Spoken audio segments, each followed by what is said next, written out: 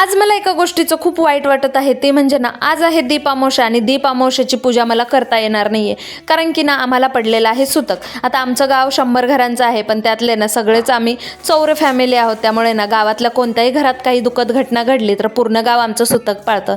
त्यामुळे आज कोणतीच पूजा अर्चा करता येणार नाही. पण म्हटलं चला, रोजचे कामं तर करून घेऊया.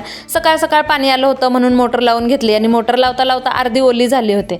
आता तवर पिण्याचे हांडे भांडे घासून घेतले आणि चला म्हटलं, टाक्या भरेपर्यंत ना आपल्या बेटूला उठून शाळेसाठी रेडी करूया. कारण की सकाळी सकाळी ना मुलांना उठवून त्यांना शाळेत पाठवायचं ना, हे सर्वात मोठं टास्क असतं.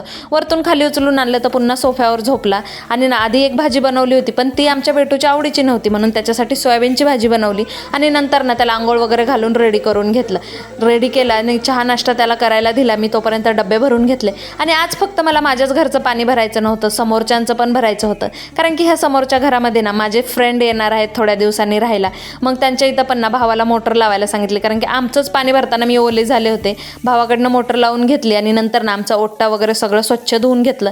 समोर काम सुरू असल्यामुळे भरपूर खराब होत आहे. तर चला, आजच्यासाठी एवढंच. भेटू उद्याच्या व्हिडिओमध्ये. बाय.